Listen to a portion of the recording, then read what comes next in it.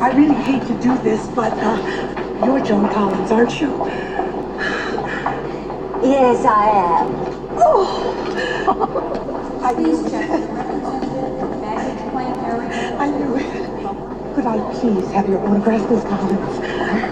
What's your name? Oh, no, it's not for me. It's for my husband. So could you make it out to Ferdy? Is that spelled with a V as in Verdi, the composer? Or an F like in Philadelphia? Oh, no. He just got off the plane from Cleveland. It's really Fernando. He's over there with his brother. He's 90, and he's seen all of your films. Oh, I'll call. Hi peeps, welcome back to the channel, Elizabeth Taylor, My Celebrity Connection. I hope you've been well, and it's great to see you again. Today we're going to talk about autographs. Remember these, when we had little autograph books? We used to get people to sign in them. Have you got one of those? Well, this is an old one from 1956. I'll show you that anyway in this collection, and I'll show you all the other autographs behind me, and we'll have a chat around what's authentic, what's a secretary, what's a stamped autograph, and an auto pen autograph. So without further ado, let's get into the 30 or so autographs behind me, and we'll chat about those. Every time Elizabeth signed her name, it had unique characteristics, and no one hand-signed signature was ever identical to another. For me, identifying an authentic Elizabeth Taylor signature has been one of the most exciting aspects of collecting. Over the past 20 years, I have amassed a collection of autographs that have been signed on negatives, signed in person and privately, and signed with auto pen or stamp.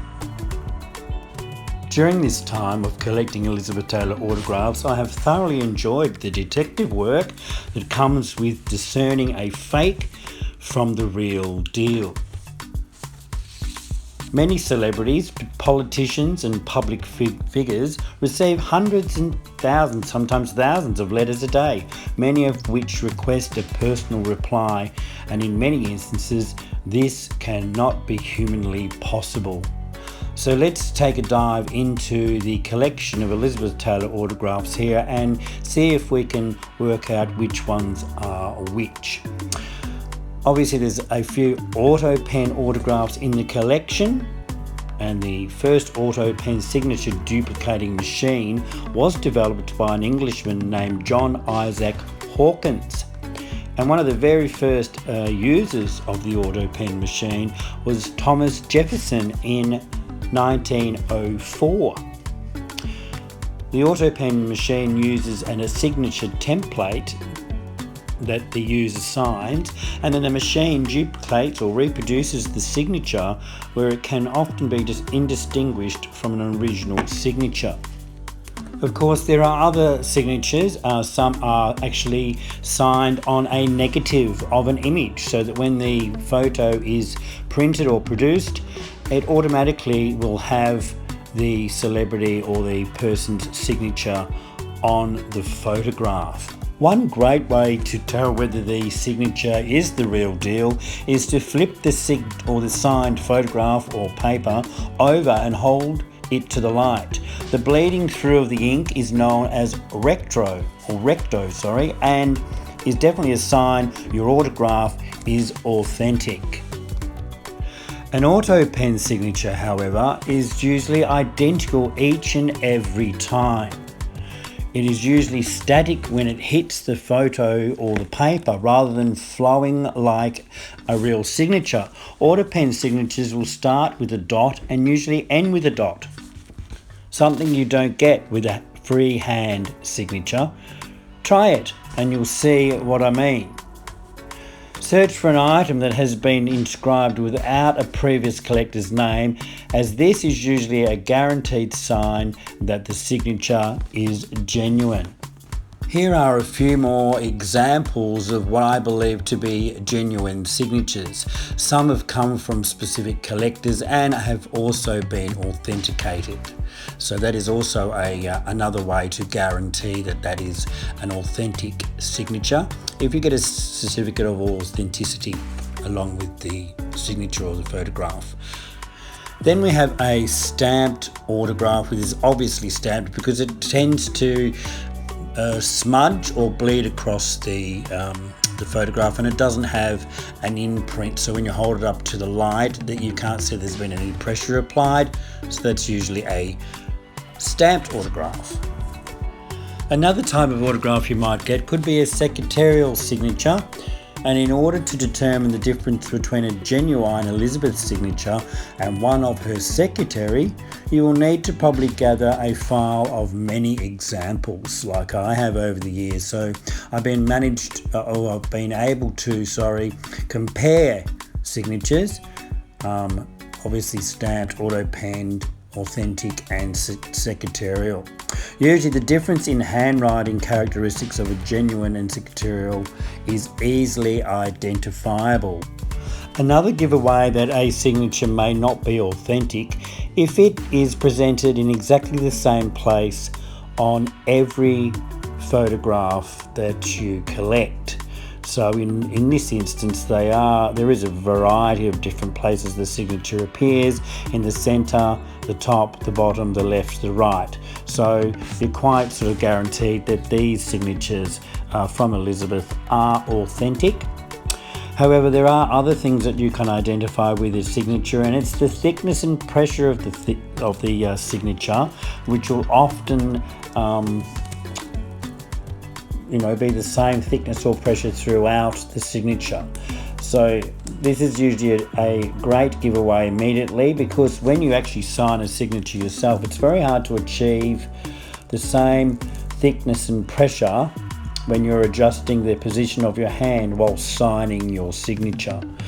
Another way of identifying if a signature could be perhaps auto pen is if it's shaky. Due to the slight movement of the auto pen machine, signatures can often appear slightly shaky. But looking over the ones we're looking at the moment, and we've seen some of them previously, we can see there is quite a variation in the different signatures, and most certainly there are signatures that have been signed in person or signed by Elizabeth privately, but you can definitely tell which ones are secretarial or auto pen and which ones are stamped autographs. In the 20 odd years that I was a pen friend to Elizabeth, I quickly worked out when autographs may have been authentic or not. Most of the time, if I've sent a photo that I wanted signed and Elizabeth was unavailable to sign it, it would come back to me with a little note saying that Elizabeth was unable to sign at the time. In other instances, they would send it back, but they would enclose an alternative, which could be an auto pen or a secretarial. And in most other cases, Elizabeth, if she's spoken to me directly, would hand sign photographs to me. But in most cases, prior to my correspondence directly with her, it would be an auto pen or a signature. Here is one I sent a photo when she became Dame of the British Empire on my birthday on the 16th of May in the year 2000. So to sort of celebrate that occasion, I asked her if she could send me a signed photo. This one has come from a collector, and this one is an old card type photograph with the signature on the negative. Another one that I sent to Elizabeth for her to sign, which came back. So there you have it. There's a collection of varied autographs, some of which are authentic, some maybe not so, But it's important that if you are a collector that you do source, or you do have a volume of different types, so you can do the comparison and do that detective work like I have over the years to work out, you know, which ones are actually the real deal, because you don't want to be, you know, you don't want a collection of autographs hanging on your wall and they're all photocopies or auto pens. So you try to have the real deal. And Elizabeth was very good at corresponding directly with her fans. So what do you think about that, peeps? All those signatures, could you work out which ones were real? Are they all fake? Do I think I've got some real deals, but I actually don't? But in any case, that's my collection of autographs that form part of my collection. Great to have you on board today. Hope you enjoyed, and don't forget to like, subscribe, and if you've got a comment at all about anything in the collection or about something that you've got a question about, please leave a comment and I will get back to you, because that's what I do.